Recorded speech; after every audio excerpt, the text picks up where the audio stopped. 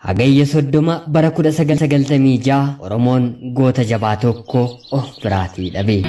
Utuu itti raabu wambi nakka bakka utuu itti raabu rasaas nakka bakka wabuuki wabooka abbaa morga isa keessa deemaa hin sodaanne takka utuu itti raabu rasaas nakka bakka isa keessa deemaa hin sodaanne takka.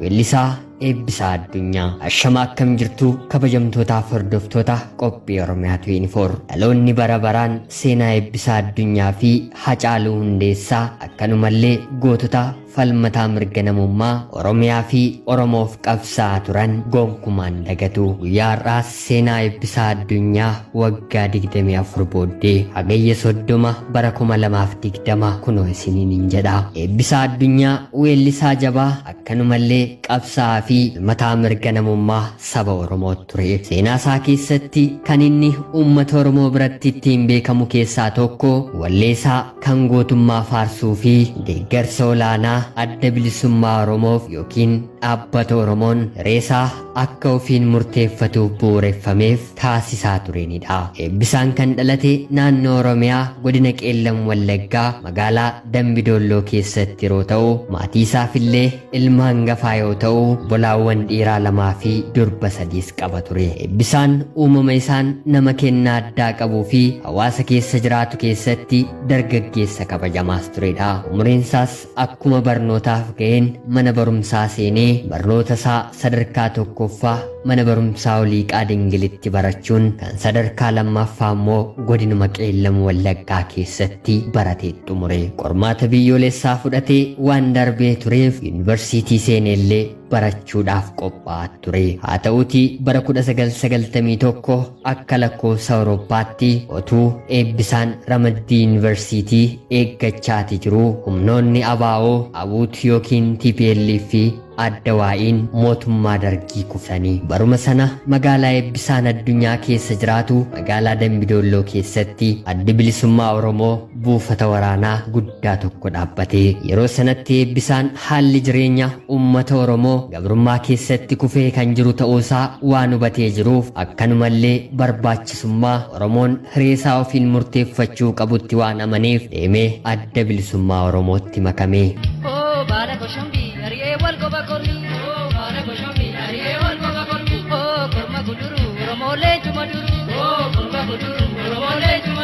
Eebbisaan jalqaba irratti akka dabballeetti kan leenji'e yoo ta'u erga adda bilisummaa Oromootti dabalamee dhaabicha keessatti dandeettii addaa waan argisiiseef buufata adda bilisummaa Oromoo kan Dambidolloo keessatti leenjisaa dabballootaa ta'ee muudame. Eebbisaan yeroo sanatti dandeettii waraanaa qofa osoo hin taane dandeettii muuziqaas gahaa qaba ture. Kana malees dandeettii meeshaa muuziqaa garaa garaa taphachuu. Sababa kanaafis hawwisoo adda bilisummaa Oromootti makamee aadaa wallee fi eenyummaa Oromoo mul'isu irratti gahee guddaa taphate. Bara 1991 fi bara 1992 akka lakkoofsa Awurooppaatti Oromiyaa keessa godinoota adda addaa keessa socho'uun weelluusaan qabsaa'otatti haamilee horaa warraaqsaan hawaasa dadammaqsaa weellisaati ture. Sirboonni isaa sirboota aadaa yoo ta'an gaan isaanii kan warraaqsa Oromoo yookiin riivoluushinii kakaasan turanii. Eebbisaan sirboota isaatiin hacuuccaa uummata Oromoo irra ga'u kan ifatti baasee weellisu yoo ta'u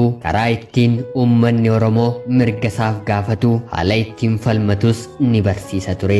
Akka nama dhuunfaatti weellisaan artistii Eebbisaa Addunyaa akkuma obboleessa isaa Hacaaluu Hundeessaa nama garaa laafessaa fi nama dhabe gargaaruu deeggaruudhaaf nama booddeetti hin jenne nama addaa ture. Haa ta'u malee erga addi bilisummaa Oromoo biyya keessaa ba'ee gaggeessitoonni isaa biyyaa baqatanii ABO'n sochii isaa biyya keessatti bifa dhoksaadhaan eegalee. Eebbisaan garuu karaa walleessaan meenya mootummaan Itoophiyaa uummata Oromoo irraan ga'u sirbuun manni gabroonfataa akka finciluuf kakaasuu hin dhiisne. Eebbisaan baay'ee nama ija jabeessaa fi akkanumallee sodaa tokkollee kan hin qabnee fi hojii shororkeessummaa mootummaa Itoophiyaa uummata Oromoo irraan ga'u balaaleffachuurraa sekendii tokkoof duuba jedhee hin beeku. Kaayyoo isaatiif wareeree bosona keessa jooree beelaa deebuun jabaate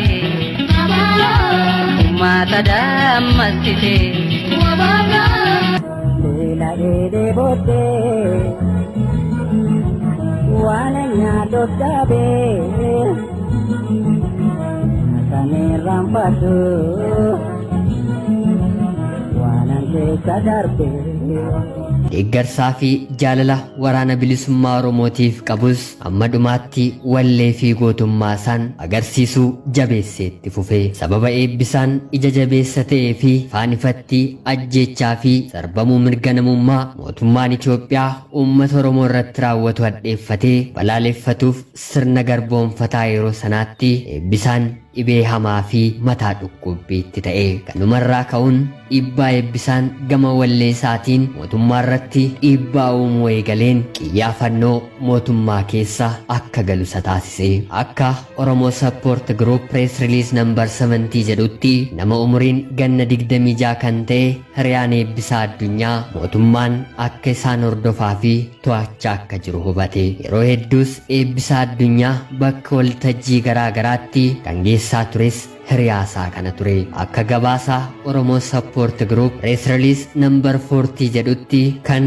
onkoloolessa bara 1996 weellisaa sabboonaa Oromoo eebbisaa addunyaa fi hiriyaansaa Xannaa Wayyeessaa ergamtuu humna nageenyaa mootummaa Itoophiyaatiin hagayya 30 bara 1996 ajjeefame yeroo namoonni meeshaa waraanaa hidhatanii mana isaa cabsanii seenan eebbisaan mana isaa kan naannoo Shiroo Meedaa lakkoofsa duwwaa 94 olaanaa 13 ganda duwwaa tokko jiru keessa jira ture manni isaa kun kaaba imbaasii Ameerikaa kan Finfinneetti argamu ture namoonni ijaan argan akka dubbatanitti reeffi isaa mana keessaa harkifamee konkolaataa Land Roverii kan lakkoofsa heeyyama mootummaa qabutti fe'amee harkifamu himu.